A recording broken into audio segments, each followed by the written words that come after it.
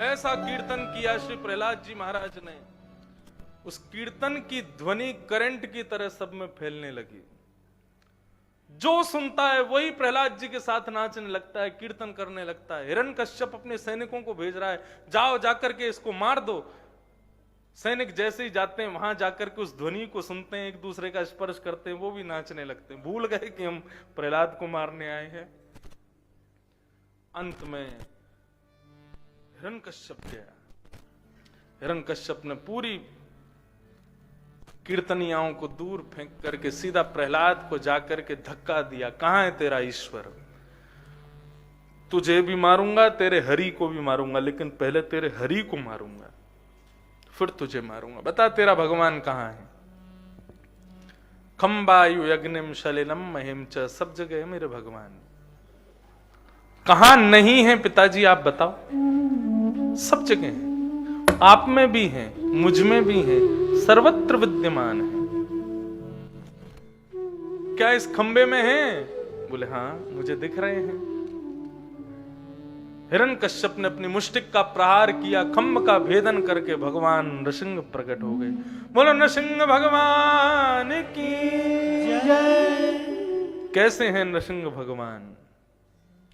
सत्यम विधातुम ऋजभृत्य भाषितुम व्याप्तिं च भूतेष्वखिलेषु चात्मनः अदृश्यताद्भुतरूपमद्वहम् स्तंभे सभाया न मृगम न मानुषम। ना तो नृसिंह भगवान मानवी बन के आए और ना ही शेर बन के आए, दोनों का कॉम्बिनेशन बन के आए। एक संत अपनी कथा में बता रहे थे, बोले ये नरसिंह क्यों बन के आए, नरी बन आते या सिंह ही बन आते? बोले भगवान तो तैयार हो रहे थे, आज जाना था भगवान को। तो जब प्रहलाद जी का स्मरण करते थे तो प्रहलाद जी इतने कोमल हैं कि उनको सोचते थे तो भगवान का मन होता था मैं नारायण भेष में ही चला जाता हूं।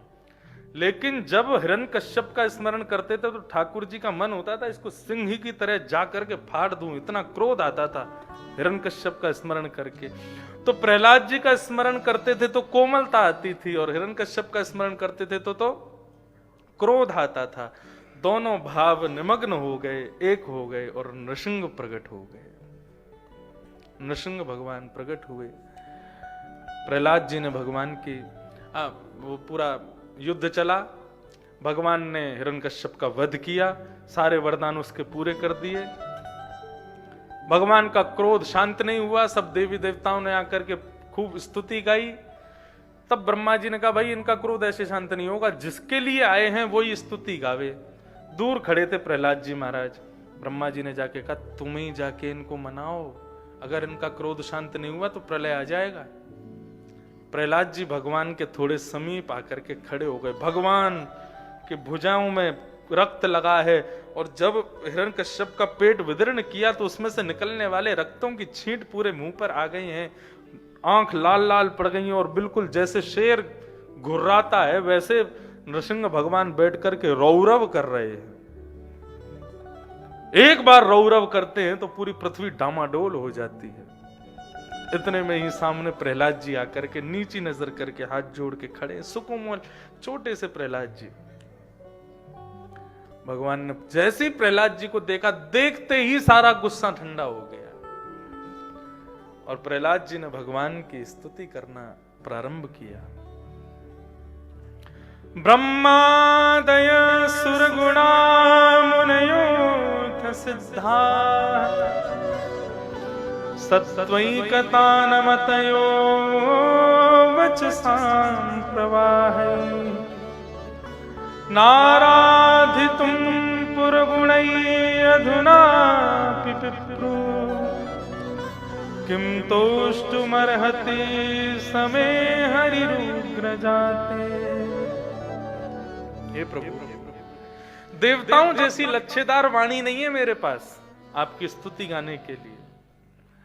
मैं तो एक साधारण सा बालक हूं और साधारण भी नहीं, आपके छूने योग्य भी नहीं हूं प्रभु। आप तो अत्यंत पवित्र हैं और मैं तो एक दानव का बेटा हूं।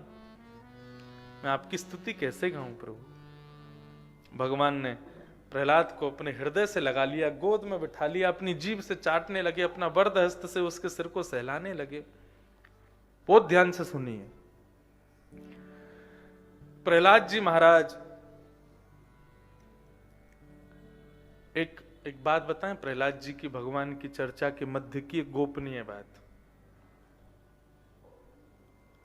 प्रहलाद जी भगवान की गोद में बैठे हैं, भगवान ने अपनी भुजाओं में प्रहलाद जी को ले रखा है, बीच बीच में भगवान उनको चाटने लग जाते हैं, फिर उनके ऐसे सिर सहलाते हैं उनका। इन सबके मध्य भगवान ने प्रहलाद जी से पूछा, तुमको डर नहीं लगता? ये देखो, लक्ष्मी डर के भाग गई, ब्रह्मा डर के भाग गए, शिव डर के भाग गए, तुमको डर नहीं लग रहा? तो प्रहलाद जी ने उत्तर दिया, बोले प्रभु वो लोग डरेंगे जो आपके मुखमंडल को देखेंगे, मैं आपका मुख देख ही नहीं रहा, मैं तो आपके चरण देख रहा हूं, और जो चरणों को देखेंगे उसको डर क्यों लगेगा। वास्तव में संसार चक्र कदनाद ग्रसताम प्रणीत, आपके मुखमंडल को देखने में लाभ नहीं है, आपके चरणों को देखने में लाभ है। भगवान बोले कैसे?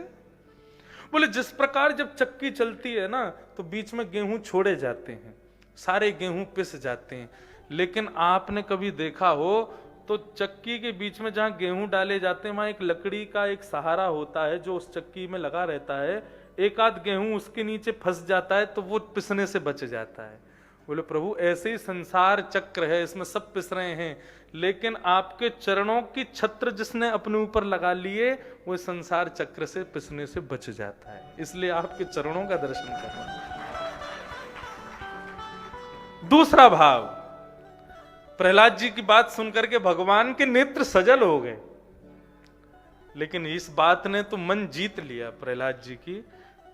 प्रहलाद जी बैठे बैठे क्या करते हैं, भगवान के ये बड़े बड़े हाथ, प्रहलाद जी का इतना सा हाथ, प्रहलाद जी अपने दोनों भुजाओं से ठाकुर जी का हाथ पकड़ते हैं और ठाकुर जी के हाथ में अपने छोटे से भुजा, अपने छोटे से हाथ को खोल के रख देते हैं। भगवान से कहते हैं प्रभु भूमन भ्रमामि वद मे तव दासयोगम, प्रभु आप जरा मेरा हाथ देखेंगे? भगवान बोले हाथ में क्या देखना? बोले जरा मेरी रेखा देखो। बोले कौन सी रेखा देखूं? बोले ये रेखा देखो, मेरे अंदर आपके प्रति दास्य योग और तीव्र कब होगा ये बता दो बस। भगवान बोले तुझे अभी भी अपना दास्य योग कम लग रहा है? बोले ये तो कुछ भी नहीं है प्रभु, इससे भी अधिक जो हो वो आपके सामने प्रस्तुत करना चाहता हूं। आप मेरा हाथ देख के बताओ ना, मेरे अंदर वो पूर्ण दास्य योग कब शुरू होगा। ये बात सुनकर के नृसिंह भगवान तो इतने भाव विह्वल हो गए, प्रहलाद को कस के अपने हृदय से लगा लिया। और यहां पर लिखा है भगवान प्रहलाद से क्षमा मांगते हैं कि मैंने आने में देरी करी हो प्रहलाद, तो मुझे क्षमा कर देना। प्रहलाद जी कहते हैं आपने मुझे सब कुछ दे दिया, आपने कभी अपने भुजा, अपने वरद हस्त को लक्ष्मी के सिर पर नहीं रखा, आपने कभी गोद में शंकर जी को नहीं बैठाया, आपने कभी ब्रह्मा को चाटा नहीं है, ये सब क्रियाएं इनको भी प्राप्त नहीं जो इस प्रहलाद को प्राप्त हो गई। सब कुछ तो दे दिया प्रभु, और क्या मांगू आपसे। और यदि आप देना चाहते हो तो केवल एक वरदान दे दो, मेरे पिता को सदगति दे देना, वो मेरे पिता थे। भगवान बोले ये कहने की बात नहीं है प्रहलाद, तुम्हारे जैसा भक्त जिस कुल में जन्म लेता है उसके पिता क्या 21 पीढ़ियां तड़ जाती हैं उसकी, तुम ऐसी बात मत करो। इस प्रकार भगवान प्रहलाद जी को आशीष दे करके वहां से प्रस्थान कर गए। बोलो भक्त वत्सल भगवान की। अब जल्दी से आगे चलें, 6 तो बज गए।